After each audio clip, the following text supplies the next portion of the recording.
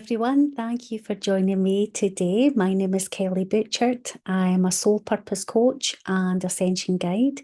And you can find my Facebook page link down below this episode today. I would love for you to check out the work that I offer. They're all heart-based services to help you heal and to lead a life of deep soul fulfillment. But I'm also a host here of the Soul Call with Kelly B. And I set up this podcast to help us have a platform to tune in, or really tune out, I should say, of everyday life and tune in to what's really, really going on in our hearts and in our own souls of this beautiful soul journey that we're having and experiencing. And I truly believe that we are all just walking each other home. And by walking each other home, we all carry special codes, special messages. And of course, that's all woven through our personal stories. So many of the guests that I'm inviting to come on and speak with me in conversation in this podcast have so much to share. Today's episode focuses on health conditions. If you suffer from chronic health conditions, physical pain, inflammatory disease, or inflammation of any kind, of autoimmune disorders, all of which are so common nowadays, you will know how much it can really impact your life. Getting to the root cause of the issue can be a challenge, and often doctors can only support with pharmaceuticals that either mask the problem or bring a whole load of side effects, which then also need to be managed. And despite all the government health guidelines, including healthy eating advice and education, unfortunately, we're continuing to see a rise in many chronic health conditions around the globe. We're at a time now where we must take personal responsibility for our own health and lifestyle, including questioning the narrative. Linda McLure, who is my featured guest today, is one of those souls who has mapped the way for us by experiencing all of this in her own life. After several years of deteriorating health, Linda researched and studied and turned her life around by focusing on her gut health and energy healing. Today, Linda is the owner and creator of Gut-Zen. She is a fully qualified practitioner with expertise in nutrition, gut health, mindfulness, essential oils, stress management, and energy healing. She has a decade of research and experience in the field of complementary health care. Linda is also an Autoimmune Protocol certified coach and silent counselling practitioner. She is well versed in early developmental trauma and neurological issues in children and connects this to nutrition and gut health. Linda offers various online forums and programs aimed to help people who are truly committed to healing and learning about their health.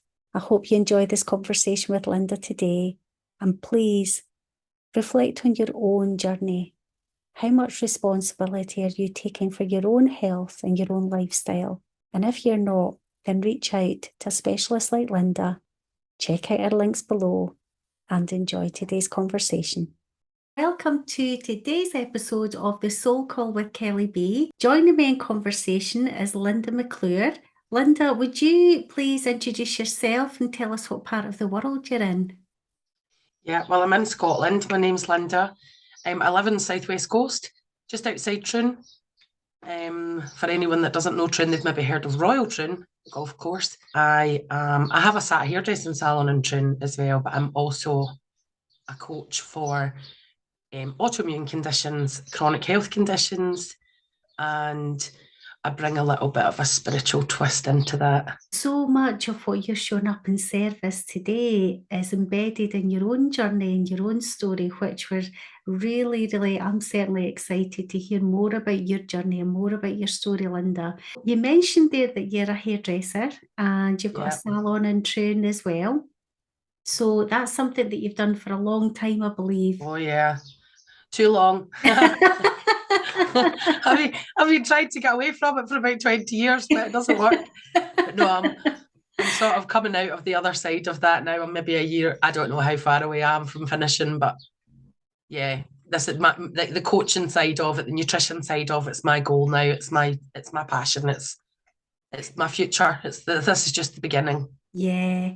And we were recently at a seminar together and we met each other in person. So we Yeah, had like, rather than virtual hugs, we had in-person hugs, which was so I know it was lovely. lovely.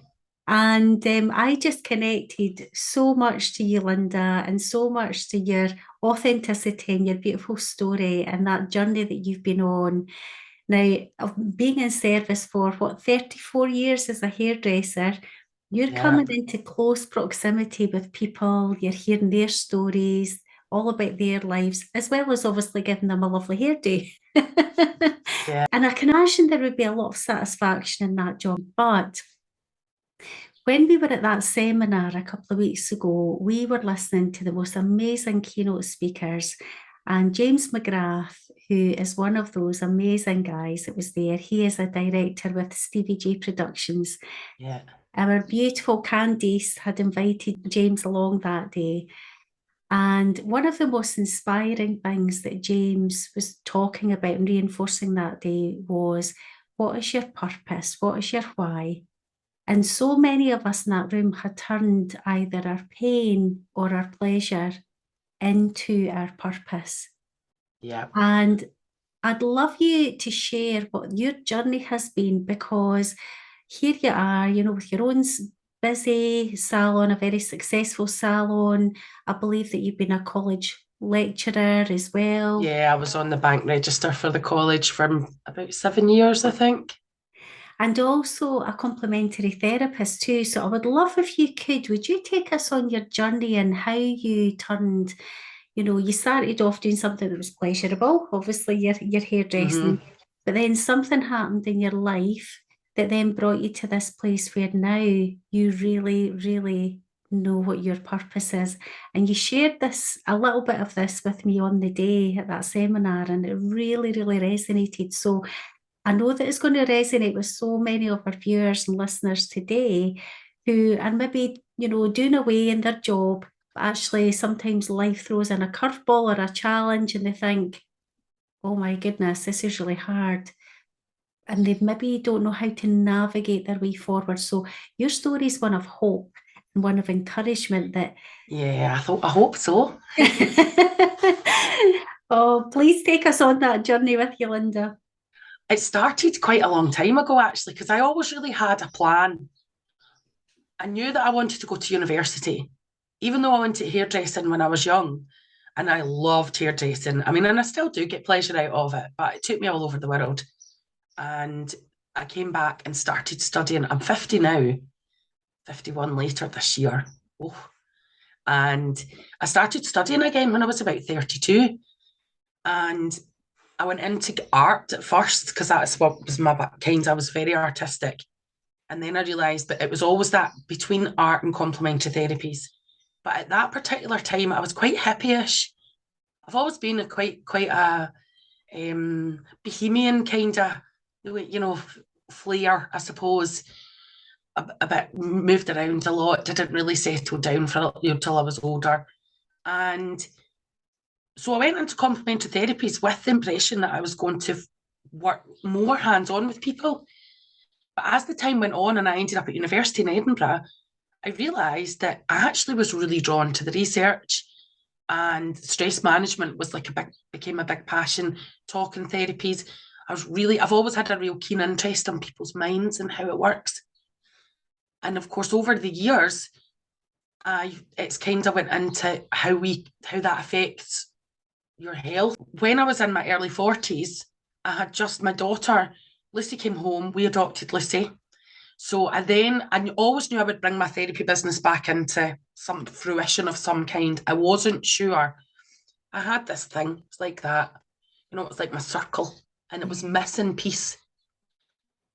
So when Lucy came into our life, and I was so intrigued again by early trauma and how it affects behaviours and just everything about their life and how trauma can obliterate somebody's life. And people think that it goes away when they're really young and they don't remember, but it's captive, it's in the cells, it's there in the body. So I became really intrigued by that. Thought I was going to go down that route, I'd signed up to go back to college to head to university again to do childhood practice, because I thought what I would have liked to have done was bring the holistic side in.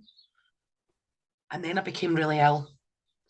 So I believe, right, and some people might think that, I know you won't think this is nuts, but some people might, but I truly believe the universe came along and kicked my butt so hard that until I was listening to what I was supposed to do, because I had slowly but surely becoming more ill each year. And then in 2019, I actually get quite emotional when I think back on this. I wasn't feeling well one day, and I mean I was used to that. I didn't feel well ever, but I was also going blind, and I was still hairdressing. How I was managing to do that, I don't know. Could see close up. I couldn't. If you walked past me in the street, I couldn't see people anymore, like their faces and things. I had to start reading body language. Wow. And recognizing if I knew somebody, so I would recognize them through their body language. And so I was diagnosed with cataracts in the February, and I was really, really upset by it because I was quite young. I mean, I was only 46 at that time. And the optician said, you're quite young for this, but we'll keep an eye on it yearly. So I got these 3 different sets of glasses because I'd never needed glasses before. Well, I needed reading glasses. And I got them back and I still couldn't see. And I was light sensitive as well. So it was even worse. I had to wear sunglasses at night time because I couldn't see bright lights and things. I couldn't see properly with bright lights. I would wear my sunglasses watching the television. So I was still in the hairdressers and teaching at the college and just going along with it. And I'm guessing at that age, Linda, you're starting to think I'm middle-aged. It's possibly menopausal or perimenopausal symptoms. Well, I had perimenopausal symptoms starting to come as well. Mm-hmm. They were starting at that stage as well. So there was everything really. Right. Again, Kelly, see, to be honest, I blamed it all on my weight. I just thought I'm overweight and that's what the fault is, right? Mm-hmm. I always thought if I lose weight, I'll get better. And then in that May, I'd hurt my back because I had a lot of pain in my body. I struggled to walk. I used to eat cocodamol like sweeties. I don't take any medication now at all, by the way, none whatsoever. But this particular time I couldn't function without them. So I took lots of them. And I'd hurt my back. I can't remember what I did, but I was in bed it was a Saturday. And I hadn't eaten anything, so there was no reaction to any kind of food because I wasn't feeling well. And I got up in the afternoon and I remember I said to my husband, and well, we weren't married, we were getting married 10 weeks after that. So it was like, oh my, when you seen what I ended up like, thank God it happened then, not in my wedding. So I started with this little lump here on my cheek and it just grew and grew. Cut long story short, I ended up in hospital on the Sunday in an ambulance. I was up to heart monitors. My heart was going really slow. And I was just pumped full of steroids and sent away. And the next day again, I woke up and I was covered from head to toe in hives. So that was actually worse than anything because it was so itchy. So by that point, I was just at the end of my tether. I went to the doctors again, had really strong antihistamines. At that particular time, I was on antidepressants as well because I was really struggling with life in general. Mm-hmm. But I wanted to come off them because I wasn't sure if that was making me really tired. Mm-hmm. I had chronic fatigue. And I thought maybe if I come off them. So I used that week because I was pretty unconscious to come off the antidepressants because I didn't get any side effects. So because I slept the whole week, really. So my face kind of went back to normal. And I got married that summer. I had my first eye operation on the 31st of July, 2019. But unbeknown to me at that time that I had autoimmune. I didn't know I had psoriasis. I didn't know psoriasis was an autoimmune condition at that time. So I took another flare up back to the doctors because at that stage, for about 4 years, maybe 3 years, I was going to the doctors probably every 2 or 3 weeks for blood tests. I really did think that they were going to tell me I was going to die. I'd got to that stage that August of 2019. I thought, I'm on my way out. And then I was at my GP and I had a really, really good relationship with my GP. She'd helped us through different areas, both me and Stuart, obviously with, infertility and things like that as well. So she'd said to me that day, we have to maybe talk about, she referred me to rheumatology. And then because it was still 2019, I did get seen in the 12 weeks, you know, and now, thank goodness, it wouldn't happen that quickly. Yeah. And I came away that day because she mentioned a drug called methotrexate. And me being me, because I don't do anything without researching. So I came home and I looked it up and I thought, no, not unless it's absolutely necessary. And that was my turning point. I started reading everything. I hired myself a health coach, nutrition coach. So she supported me. She didn't have the knowledge about autoimmune conditions that I now do, actually, but she was very good support to me. I spoke to her every week and I lost lots of weight, but I did my own research into the AIP, Autoimmune Protocol Nutrition. And I remember reading up on it because it's a lot. I mean, it's a minefield when you go out there by yourself. So I spent the next 3 years researching this, changing my diet. I had changed it enough that by the time I went to rheumatology in the December, that there was significant improvement. I had the most amazing rheumatology specialist. She diagnosed me then that I had hypermobile joints and a shorter leg. So that was causing quite a bit of my pain.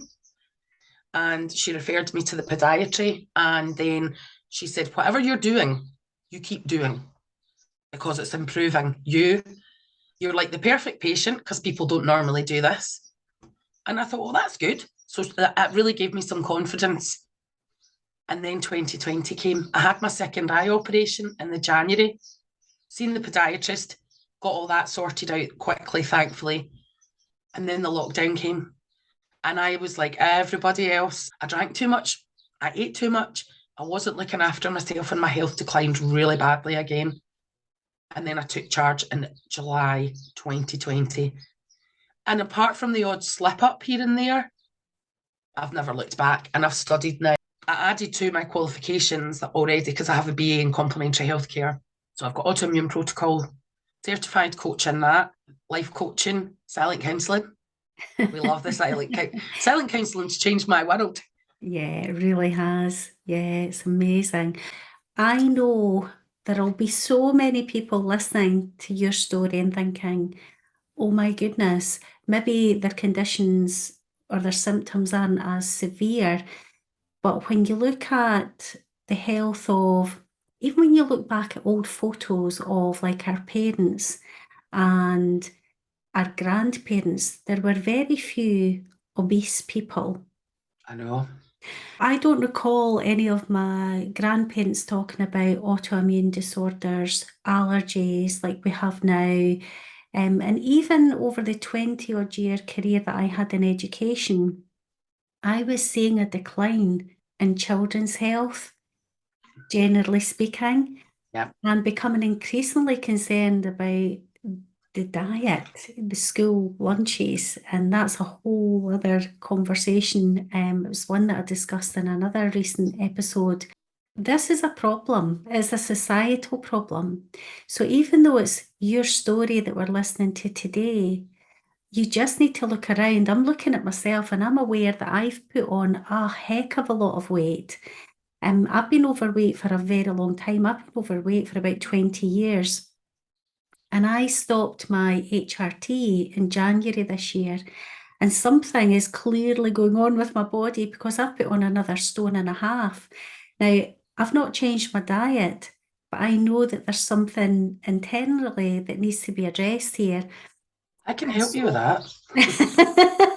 You are the perfect lady, and I'm definitely going to be reaching out. If you think about maybe 5 years ago, 10 years ago, even, with my situation right now, I know many of my friends feel sluggish like I do, overweight like I do. Occasionally I'll get bits of psoriasis. I'll have symptoms. I've had 2 anaphylactic shocks.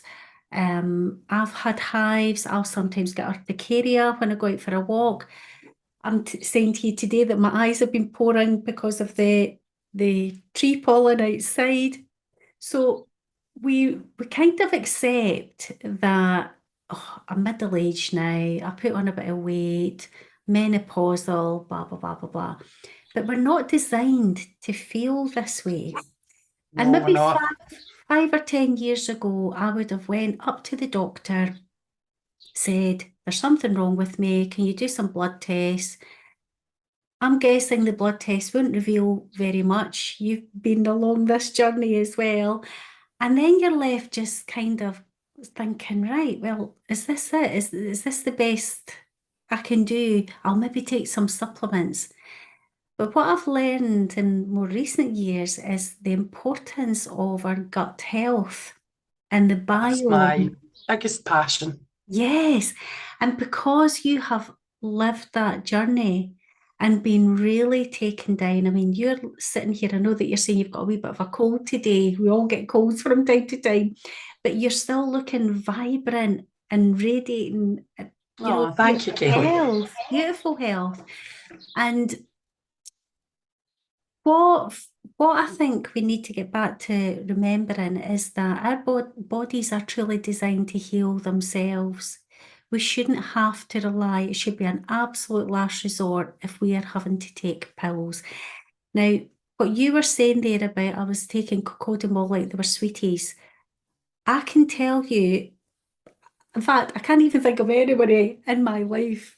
There's very few that aren't taking regular medications, either for depression, for pain, various different things, HRT, which I've now stopped taking, but it's and I'm not saying that there's not a place for allopathic care and medications. I feel that there's a place for everything, but it shouldn't be the first stop shop. And in actual fact, shouldn't it be a case of prevention is better than cure? And that if we recognise today, right here and now, that our bodies are truly designed for everything that they need to keep themselves well and healthy. But of course, we need to think about what we are putting into our bodies, that fuel that we put into our bodies. And Hugely. I'm devastated that I've got to, 46 years old before I really, truly am appreciating that. Because what we teach in schools, and I know that you homeschool your beautiful Lucy, had I had my time again, I may have considered the same. What we teach in schools about diet isn't right. But what they teach everywhere about diet isn't right. Yes. I mean, I'm studying again just now, and in the background we learn. I'm doing nutritional therapy now, but because it's an accredited course, I still have to do all the dietary aspects of what I don't personally agree. It's the guidelines, Yeah. NHS government guidelines, Mhm. and they don't keep you well. This healthy No. whole grains, it's bollocks. Excuse my Yeah. language, but Yeah. it does not make you, especially not nowadays. No. And I think the quality of wheat Oh, it's has terrible. really deteriorated because going back to what I was saying a while ago, I know that my grandparents ate a lot of wheat in their diet. Mm-hmm. They weren't obese. They weren't having their histamine levels rioting through their body because it would have been shown up in their bodies. But I do. I know that I react to wheat and I have far too much wheat in my diet.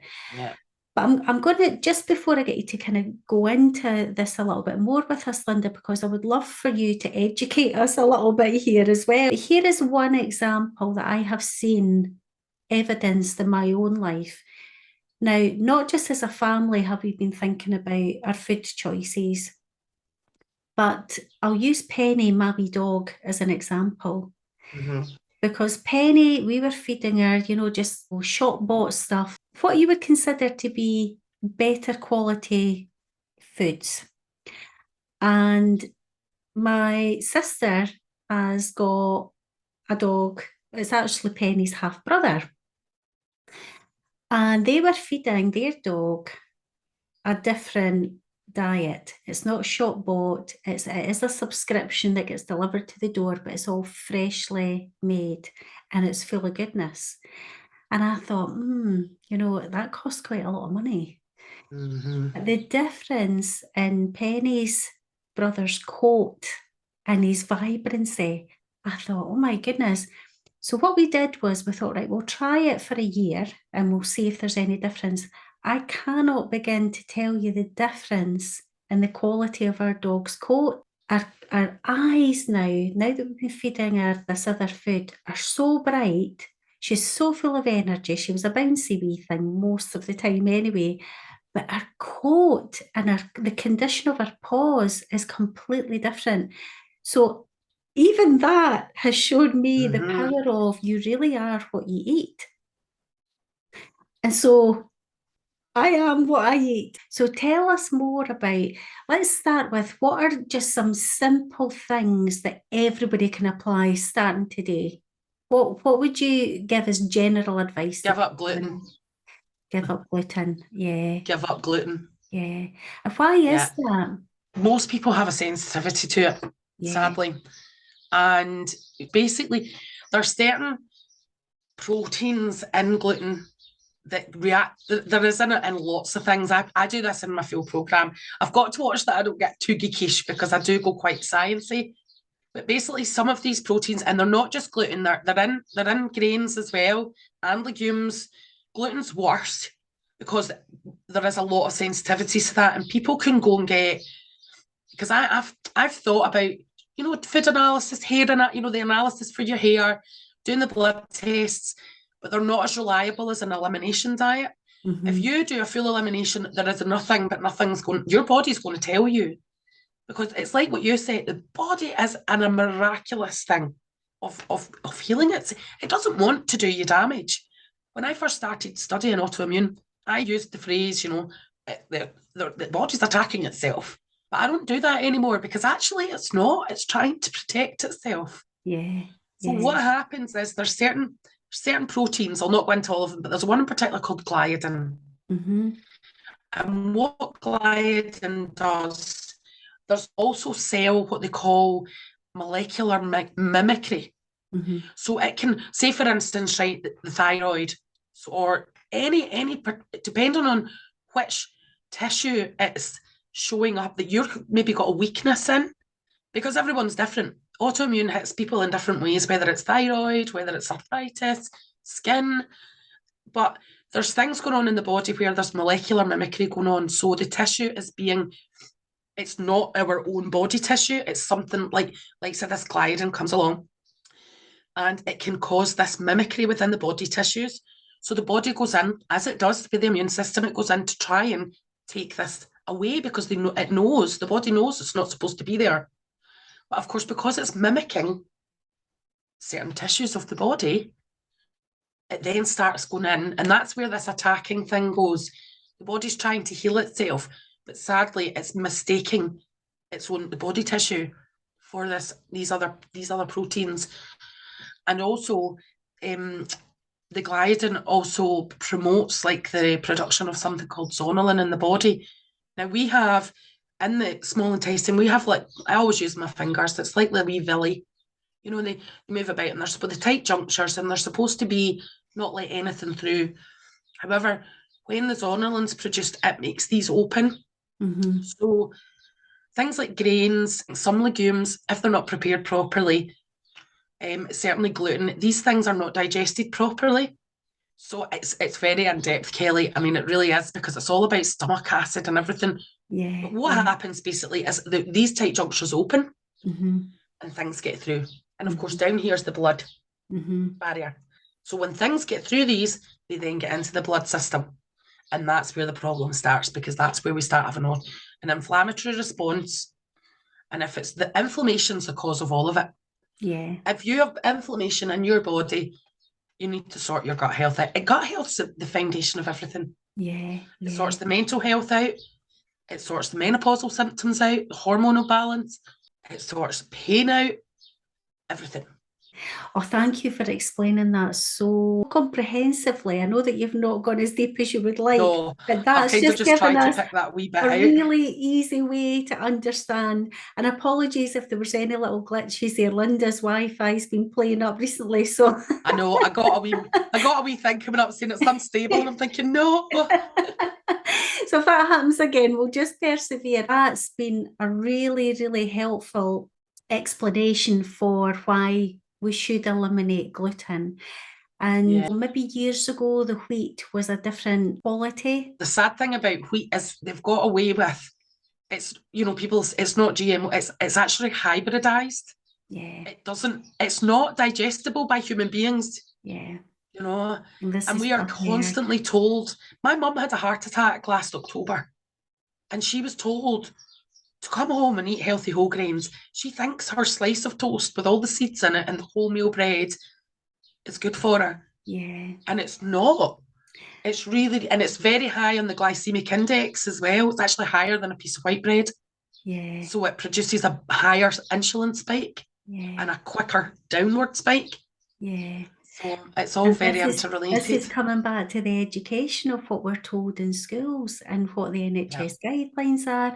So really, I mean, the evidence speaks for itself. This is a societal issue. Even people that are following all the guidance that's out there with, you know, and obviously in the UK it's the NHS, but there will be we know obviously about certain agendas that are out there, and I'll just leave it at that. You know, let's look behind the scenes a little bit further about who is actually profiting here. The supermarkets, the corporations, big pharma, etc., etc., etc. Do they have our best interests at heart? When you look around society and we've got so much cancer, so much pain in the body, so much inflammatory diseases, we've got autoimmune disorders, there's something not quite adding up. And when we hear what you're describing there about the body protecting itself, it can only do so much, because if they're spraying our air, let's just leave that one there as well, that's a whole other conversation. Spraying our fields with glyphosates, I mean, we are ingesting poisons all the time. And these are the things that we are not told at primary school, at high school. I mean, where are we having these open conversations? Because they get shut down. Because who controls the narrative? And who's benefiting from a certain narrative that's coming out? And so I absolutely honour the bravery, because you're coming out and you're not alone. There are many, many others who've been going out publicly for years and years and years and talking out against, no, this isn't right, what's getting put out there. But you have stood up and turned your pain into your passion. You speak about all of this with so much passion, Linda, because you know it. You've lived it. It's not just that you believe it. So you're speaking out not because you want to be rebellious necessarily, but because it's your truth, and because it's the truth of how we can help to heal ourselves. I really want to honour your bravery and your courage for doing that. Oh, thank you. You've not chosen an easy path. No, because food's a difficult one for everyone. It's difficult for me too, Kelly. I still have moments. I just know when I'm looking after myself really well, and this is what I teach people on my programs, is how in 6 months' time, a year's time, depending on how poorly you are to begin with, once the gut is healed. Now, I'm not saying you should go out and eat crap. However, if you really, really want to, done in the correct way, you can get away with it without it doing too much damage. Not all the time, maybe once in a blue moon. Dr. Natasha Campbell McBride is one of my heroes. I watch her and read her books. So that's something else I might train in when I'm finished. I said I'm not doing it anymore, but hey, it's all about going back to basics. Grow your own food if you can. As much organic fruit and vegetable. Not all vegetables are good though, and we've been told that they are. That's another scary one, because we think that spinach and kale and all this is really good for us, but they're full of oxalates. So they can calcify in the body and cause things like kidney stones, and they can cause pain and joints and things. So you've got to be really careful with these things as well. I know, me too, because I love kale. So I've stopped eating it. I'm eating a lot more cabbage these days. And I mean, I had to give up tomatoes, and that was like my best friend. I was devastated because I lived abroad for years. So Tenerife I was there on and off over a 10-year period. So I lived on the Mediterranean diet. You know, although I was quite healthy when I lived over there, you know, I was a lot younger, and probably when you live in that climate, the Mediterranean diet's quite good for you. You know, That's it's only when all interesting. these things, because some things you give up, but you can always go back to it. It's all about healing the gut. When when the gut has holes in it, which leaky gut, which Yeah, most people end up with, to be honest, yeah, if you have any kind of symptoms, you've got something going on in your gut. Your gut's wrong. yeah. You need to heal that, and then some of the healthier foods that are maybe not so good at the beginning can be reintroduced. Mm-hmm. You know, it's like that with some grains as well, like things like lentils. If lentils are prepared correctly, they release the amino acids and then they actually become quite healthy. But if you just stick a bag of lentils in a pot and make soup, they're not going to digest properly in your stomach because they've not been prepared properly. But if you soak them or sprout them, sprouting's even better, it then releases all the amino acids and it becomes healthier. So there's much more to all of this than we know. I suppose it's about the Yeah. preparation, the blends of things, You know, and I've been 4 years studying this solidly. I mean, I read every day and I'm still learning stuff every day. yeah, I've got a condition called hereditary fructose intolerance. Yeah. So I don't have any tomatoes, I don't have any fruit, and I am limited in the vegetables that I can have. And so now I've just learned that, kale and spinach, which I have a lot of, are maybe not quite Yeah. so good for my gut. So even now I've learned something new, and I'm sure some of the viewers and listeners today are thinking, oh, I have multigrain bread every day. Oh, maybe that's I something that, know. I really should be It's rethinking as bread. well. Bread's like the. It really is. Bread has. I mean, it's difficult for all of us. I mean, when people used to say to me, because I went to Slimming World, I was like Slimming World through and through because I just wanted to look. I can't believe I lived like that. No wonder I ended up ill, eating all that crap, low fat rubbish. Yeah, Healthy fats, olive oil, avocado oil, coconut oil, lard, animal fats, yeah, organic animal fats, yeah, or butter, yeah, organic, grass-fed, pasture-raised butter. yeah. All the things that we're told are really bad for us are actually the healthiest for us. Yeah, And sadly, I don't support the vegan side of things or vegetarianism. I don't eat a lot of red meat myself because I gave it up years ago, and I'm trying to bring it back into my life slowly because it's been a long. I mean, I gave that up when I was a teenager, so because I was vegetarian, thought I was doing the right thing, and of course it doesn't. It made me quite ill. wow. Know that there will be people that are out there that would say otherwise as well. So Yes, that this is absolutely, going and to I this have is going total to really respect for that. challenge some people, Linda, isn't it? It's going to really Well, challenge some people. I think it's important that people know that there are changes that they can make that are right for them. And this yeah, is why it's important that they get, I feel now, specialist support from people like yourself. So you have done all this studying, you've got all this lived experience so that people can really start to look at their own individualized approach to their whole health, their yeah, whole body system. So we touched on silent counselling earlier.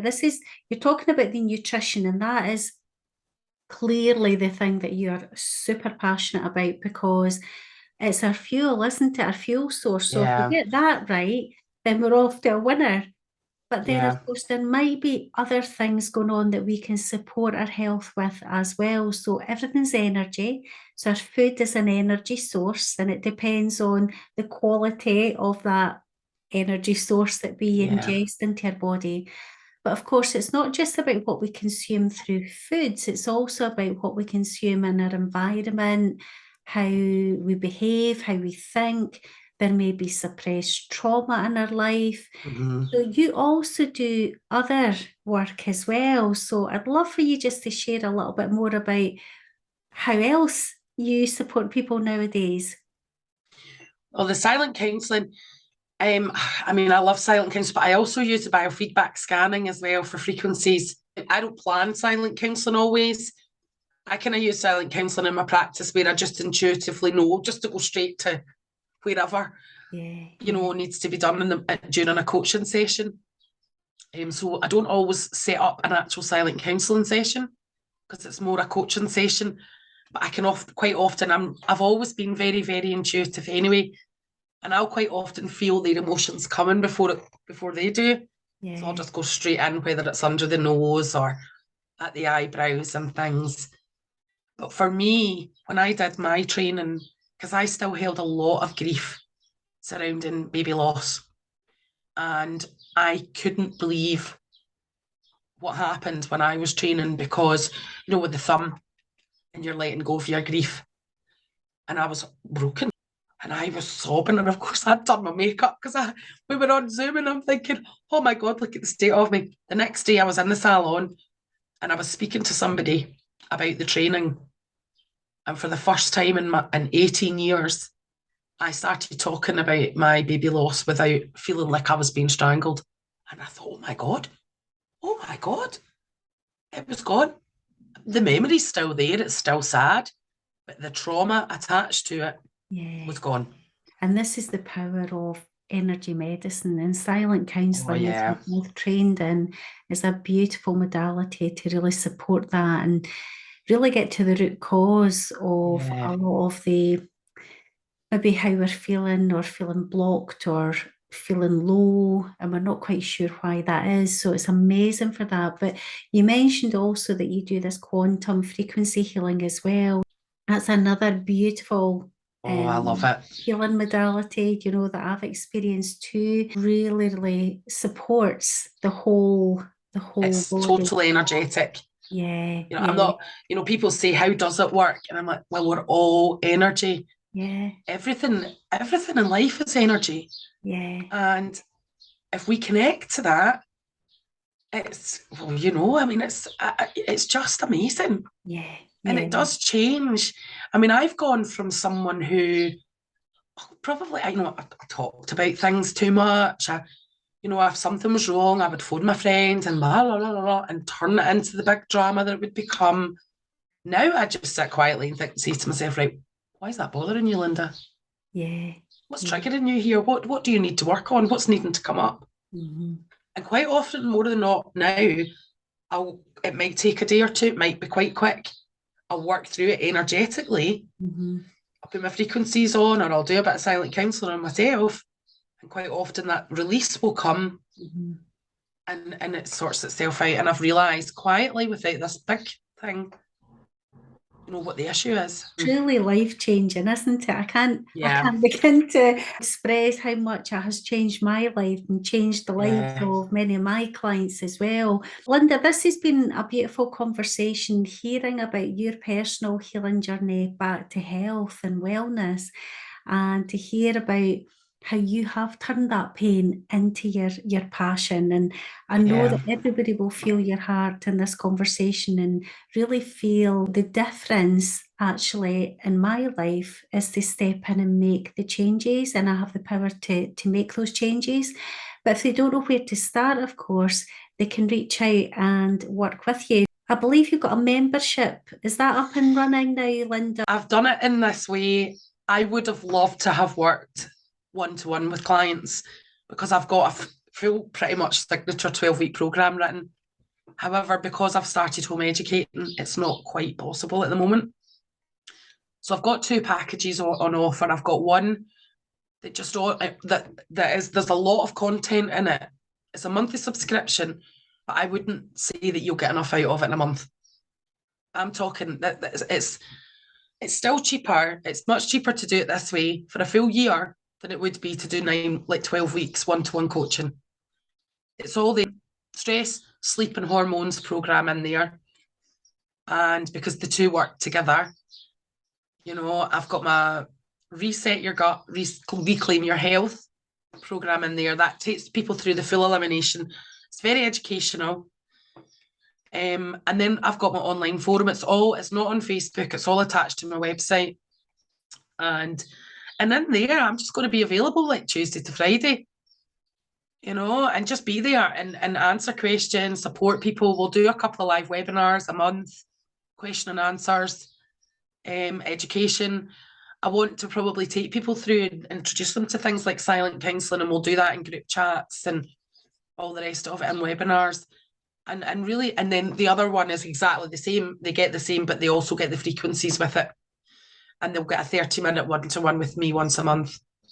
And that's just a bit more expensive because I want that frequent. I want the quantum, the frequencies there to be available for people because they make such a difference. Amazing, amazing. I mean, even when I was lying in the bath last night, I've got my zeolite clay in there, my essential oils, because I'm clinical aromatherapist as well. So my essential oils, and I'm lying in the bath with my frequencies blasting to try and clear this cold. These are the things that we need to get back to, is remembering that everything's energy. And if we get our frequencies right, because we are a communication system, so everything's running different frequencies, our organs, our emotions, all of that. So the food that we consume, if we get all of that right, then we are this perfect operating system. Just even putting the meridians into that as well, because you've got like, how many people detox in January? How many people do that? It's the biggest, wrongest time in the world to do it. It should be spring. Because you've got the traditional Chinese medicines, but we did a bit of that at university, and it's spring's related to the liver and to wood, and it all connects as well. And it's all about you slowly start detoxing and the foods start changing, and then full sort of going into your full cleanse in the summer, because that's what the foods suit to do that. Yeah, that was just a wee extra bit there. I was just so I kind of bring all and that. I'm into really it as well. glad that you mentioned that, because our calendar, the Gregorian calendar, has never ever attuned to my body. I've never ever felt our calendar was aligned with nature. And that's a we'll not get into the Roman Empire. No. All of but that. Yes, I agree. I think what we're finding is that we're finding each other. We're finding what I call our fractal lines, and we're starting to remember our wisdom that's always been innately held within our DNA. And we're remembering all of this stuff that is coming back to being most aligned with nature, what is natural to us, not what's artificial, not what's been projected onto us, but what we innately know feels right in our gut. This has been a wonderful conversation, Linda. I'm going to drop your website. Thank you so much. You're so welcome.